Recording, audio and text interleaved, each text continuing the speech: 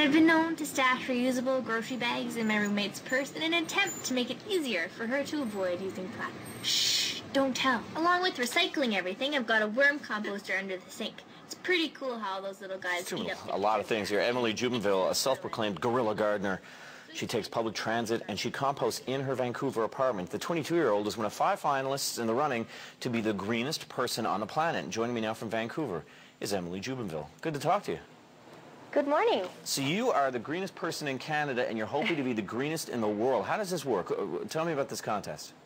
Well, it all starts with an online survey, so very similar to doing your carbon footprint survey. And then the top 50 people who did the survey were announced on the Third Whale website as the top 50 in the world, and then voting started. So I sent the link out to all my friends and family, and then it kind of went from there, and people voted on who the top 5 in the world were. And that's where we are now. And that's where you are now. Do you have to provide proof that you're actually doing everything that you're saying you're doing? Do you know what I mean? I mean, otherwise somebody could just go online and just say, oh yeah, I'm, composting and whatever. Yeah, we did this year because it's the first year of the contest. I think they were taking it all in good faith, but I did a little YouTube video that showed all the stuff that's in my apartment, so I think that maybe gave people a pretty good indication that what I said was true. Well, that's probably why you are where you are. People were looking for proof, and you gave it to them. Good for you. So yeah. Tell me tell me what you do that's so eco-friendly. Well, I think I do a lot of small things that all sort of add up together. So I compost in my apartment, which most people don't even think is possible. I do the regular recycling. I ride my bike everywhere or take public transit. I also do a lot of volunteer work around food security and community gardens in Vancouver.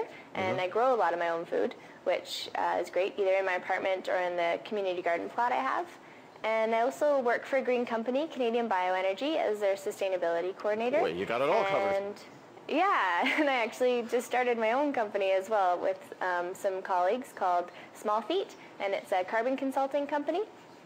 Emily, I'm just going to ask our studio just to go back, our control room, to go back to the last picture because it shows you with your worm composter. Emily, tell Canadians out there how you go about composting with worms in your apartment, because a lot of people may not necessarily consider that to be a thing that they would want to do. Absolutely. Well, first off, I wouldn't be allowed to have it if it stank because my roommate would get mad at me. So it doesn't smell, honest. It doesn't smell, really? It doesn't, really. Seriously, it doesn't. So you just have a box, and you put a little bit of dirt in there and about a pound of red wiggler worms and some straw and some newspaper clippings, and you collect your food scraps from the kitchen over the course of a week and put them in one corner of the box. Did you say it's a particular breed of worm? Yeah, red wiggler. Okay, you need a pound of red wigglers.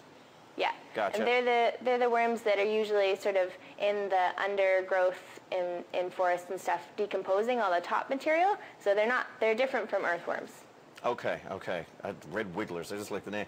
If you could give for the Canadians that are watching coast to coast this morning, if you could give them one tip, one thing that they could do right away that would make a big difference, what would it be?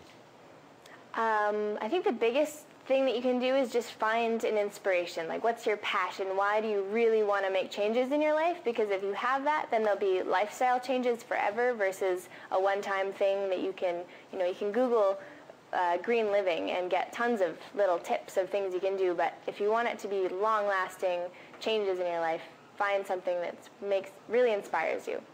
Well, I could be talking right now to the greenest person on the planet. Who knows? Good luck with the competition, okay? Thank you very much. Thank you for joining us, Emily.